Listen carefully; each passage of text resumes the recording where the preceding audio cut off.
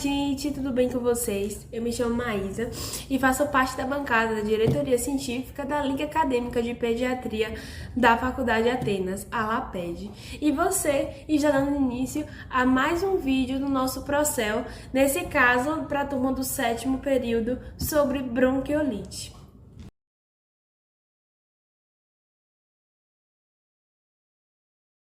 Então, para abordarmos esse conteúdo, esse assunto, que é de suma importância tanto para a pediatria quanto para a área médica em geral, nós vamos falar sobre a definição da bronquiolite, o que é, como ela acontece, a epidemiologia, a etiologia, os conceitos básicos para um diagnóstico, tratamento, quadro clínico mais frequente a ser apresentado, como tratar, prevenção e, é claro, aquelas questões que nos vai ajudar a fixar melhor esse assunto para o nosso processo.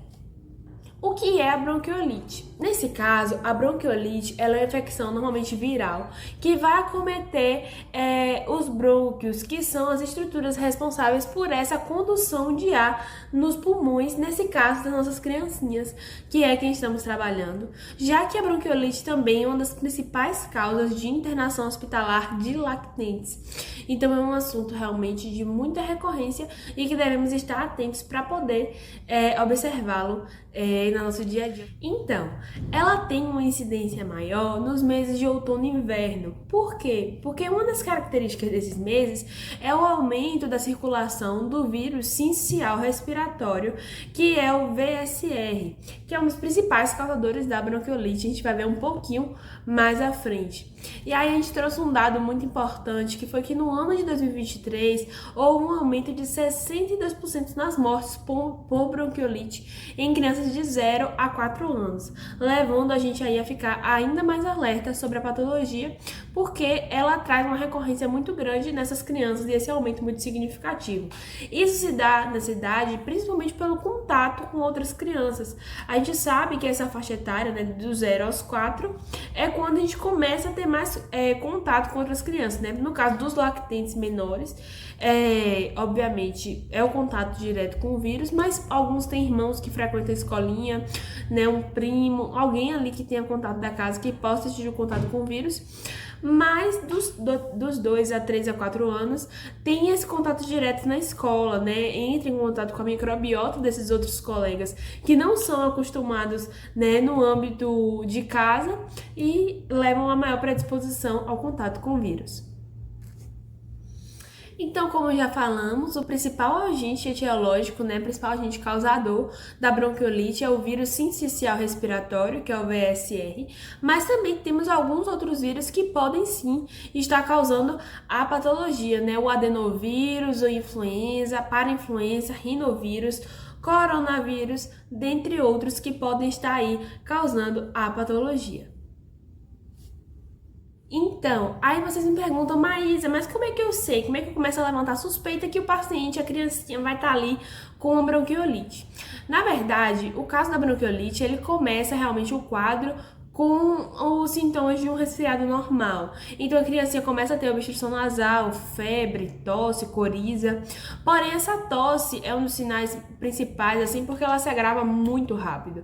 Então, a criança começa a ficar com a tosse mais expectorativa, com mais produção de muco, de catarro, e ela apresenta junto taquipneia, sibilância, e ela tem um chiado no peito muito característico, além do sibilo, o que faz a retração intercostal, porque ela vai estar ali fazendo realmente um esforço respiratório muito maior, associado a demais sintomas, vai levar esse aparecimento clínico clássico da bronquiolite, além do batimento da asa do nariz. É muito comum em criancinhas lactentes aí, menorzinhos, quando estão fazendo esse esforço respiratório um pouco mais significativo, decorrente de algumas patologias, inclusive a bronquiolite, ter esse batimento nasal um pouco mais significativo. Então é muito importante estar observando esses sinais que podem ser apresentados pelas criancinhas.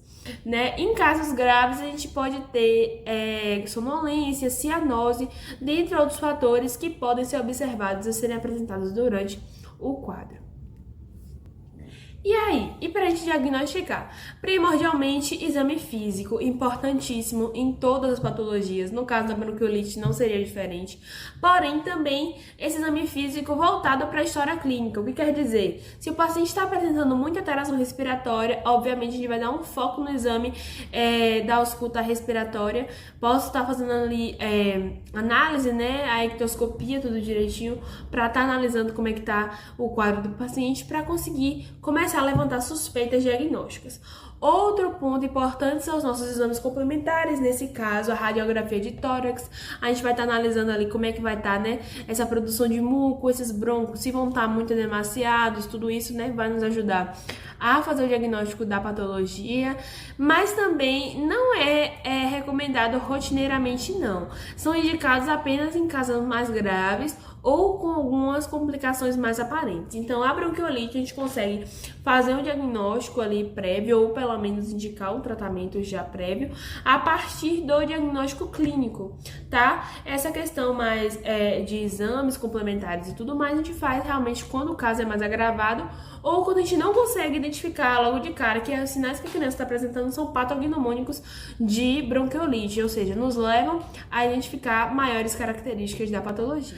No tratamento, a bronquiolite não é uma patologia que ela tem um tratamento específico, porque o manejo que a gente faz é de suporte, ou seja, a gente trata os sinais clínicos que são apresentados. Nesse caso, a gente pode fazer as medidas principais, como hidratação adequada, a reposição ali de oxigênio, né? No caso do paciente que vai estar com apresentando um déficit menor de saturação, então a gente tem que tentar manter essa saturação estabilizada acima de 92%, é de suma importância. A gente também faz o uso de broncodilatadores, né, para poder auxiliar nessa questão da dilatação do brônquio, que vai estar ali demasiado, é uma característica muito grande da bronquiolite. A gente também faz os usos de corticoide, né, pela questão do edema, que vai estar ali sendo apresentado e tudo mais. E antibióticos não são receitados rotineiramente, porque, como a gente viu, a maioria das causas da bronquiolite são virais.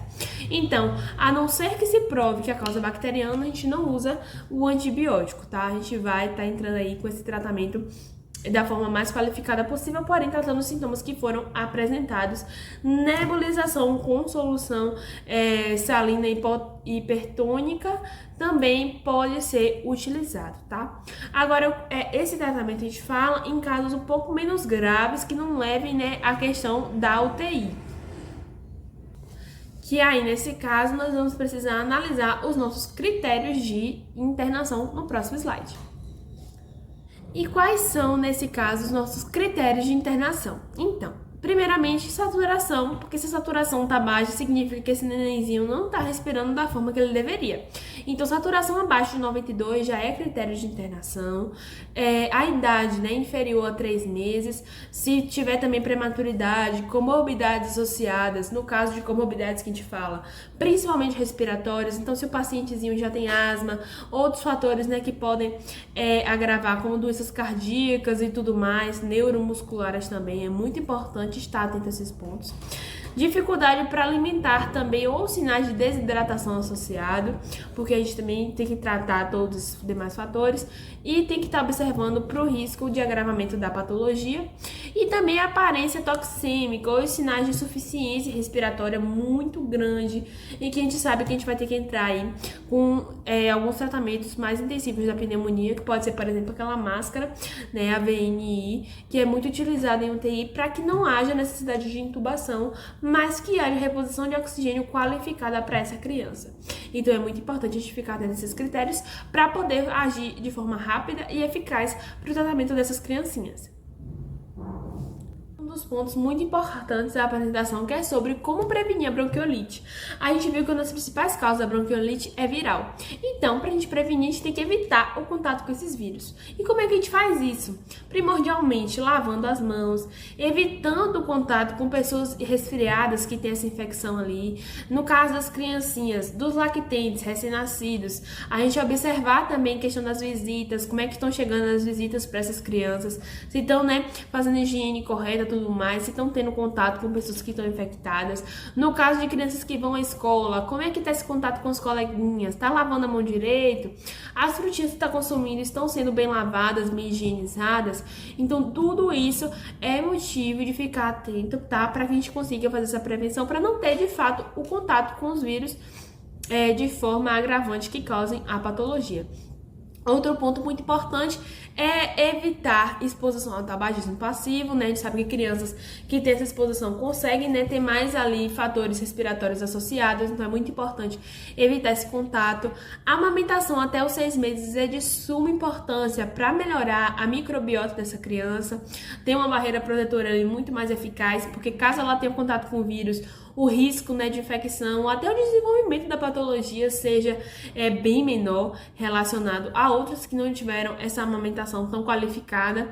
E também a imunização passiva, né, com grupos de risco, ou seja, prematuros, cardiopatas, pacientes que têm doenças pulmonares crônicas. A gente usa a polivizumab, que é o anticorpo, né, monoclonal, para que a gente consiga fazer também essa imunização. Então, gente, agora que a gente já viu tudo e aprendemos tudo bem direitinho, vamos revisar? Trouxe aqui uma questão para a gente poder fazer juntos. Paciente de 2 meses, lactente, apresenta quadro de coriza, tosse e febre há 3 dias, evoluindo com taquipneia e sibilância. Nesse caso, qual a conduta mais apropriada? Letra A. Indicar antibiótico de amplo espectro. Letra B. Prescrever broncodilatador inalatório. Letra C. Iniciar corticosteroide sistêmico. Letra D. Oferecer suporte com hidratação e oxigenoterapia se necessário. E letra E. Solicitar radiografia de tórax e exames laboratoriais. E aí, qual resposta você acha que é? Então, quem falou letra D, oferecer suporte com hidratação e oxigenoterapia se necessário, acertou. Nesse caso, a bronquiolite, ela é na maioria dos casos autolimitada, como a gente falou, e ela tem origem viral, principalmente no vírus sincicial respiratório. Então, o tratamento dela não é 100% definitivo. A gente trata, né, as causas de suporte, ou seja, a gente faz hidratação adequada, oral ou venosa se necessário, e faz oxigenoterapia se a saturação de oxigênio estiver menor que 92%. Além, é claro, do monitoramento clínico para ver como é que está essa criança, se ela está respondendo bem ao tratamento, ela está agravando o quadro, e assim a gente poder tratar a causa da melhor forma possível.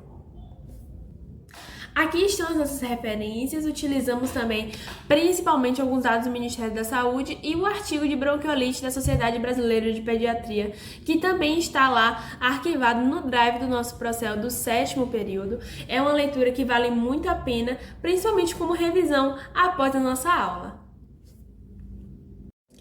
Muito obrigada por você que ficou até aqui, por ter se inscrito no nosso Procel e por ter acompanhado a nossa videoaula sobre bronquiolite. Eu espero que vocês tenham aprendido tudo direitinho. Mas qualquer dúvida, pode perguntar a gente lá no nosso Instagram, @laped.atenas. E também aproveitar, você que não fez a sua inscrição, se inscreva e vença a Laped. Um beijo!